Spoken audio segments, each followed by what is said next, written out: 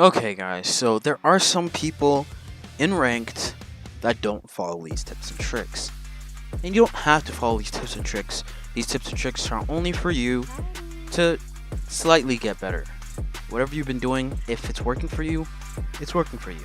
I'm just making this tip video for people who need new fresh ideas so they can win each ranked game they go into. Make sure before we start the video, you subscribe if you are not already. Only 1.2% of you that watch my videos are subscribed and 98.8% are not, so make sure you do subscribe. It really does help me make more videos like this, tips and tricks and videos you all enjoy. So yeah, without further ado, let's get into the video. Okay, so first tip is plain and simple. The first tip is to make sure you defeat an enforcer.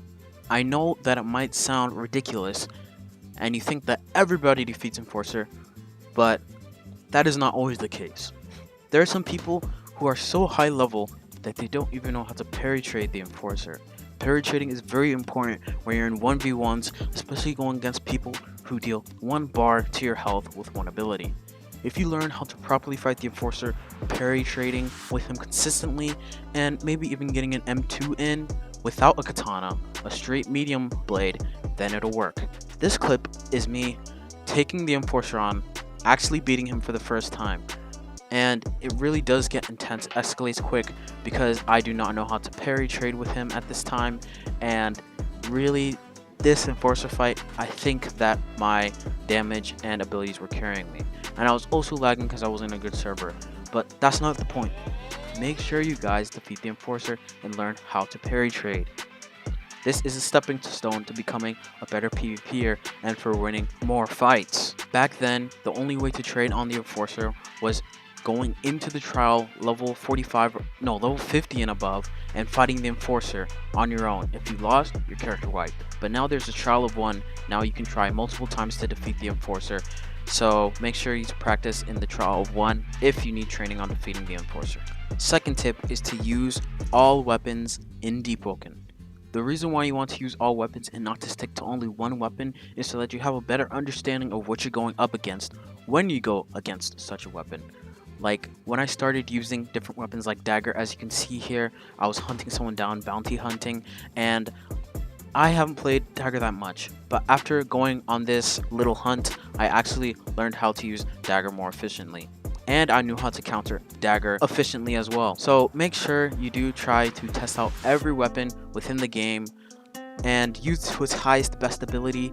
Maybe even find out your new playstyle, your new weapon, and maybe even use that within ranked to get a basic understanding of all of the weapons in Deepwoken, so that when you go against it, you're not baffled on what it might be doing or what might happen when they use their M2 or what might happen when they do a run attack.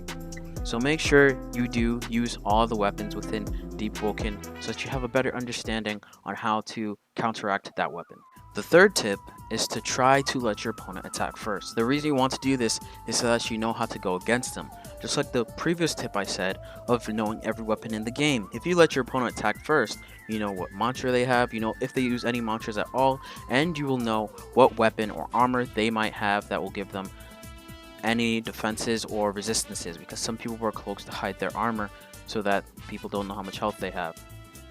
Make sure that you yourself are patient as well. Notice in this clip, I'm not going on the ice so that when he parries, he doesn't get his 25% damage reduction. I'm staying within the area that does not have ice so that he does not get his 25% damage reduction.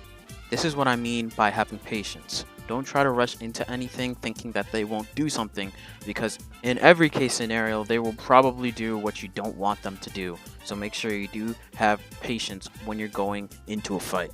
You don't want to be rushing into anything or showing an ability you don't have to show off, because if you show it to them then, right there and then, they won't be surprised when you show it up later. So make sure you try to surprise them before they surprise you. Let them use their abilities first and save the tricks that you have hidden for later. Tip 4 is to make sure you learn how to mix up.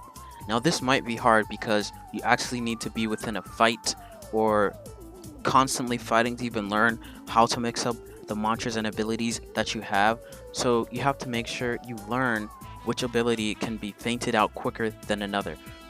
With Shadow Eruption, you can get a full M1 in and instantly cast Shadow Eruption right after the M1, making it look like a feint, but actually it is an M1 and an ability, mixing in together the combo so that it's more faster or more repetitive than if you were to do a full singular M1 into a Shadow Eruption. Tip 5 is to learn all the mantras in the game. Just like tip 2, you want to know what's coming at you. If you don't know what's coming at you, then you might falter.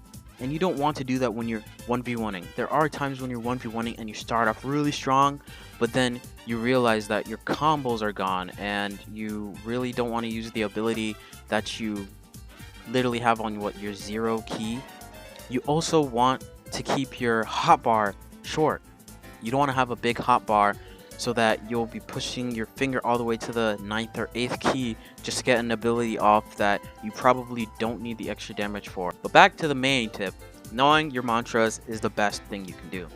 Because if you know what it does, you can combo it way more better and cleaner and get off more damage than just using it without knowing how to actually use it in the first place.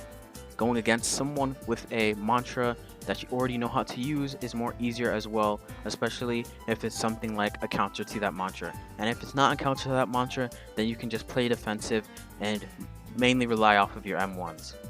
You should also be, like I said in tip 4, mixing in combos, M1 ability and not pure ability, because within a team fight and not a 1v1, mainly M1s and abilities will work in succession instead of just abilities themselves. These were 5 tips and tricks on how to win in your ranked games more consistently. There is one tip that I left out and it should be mandatory.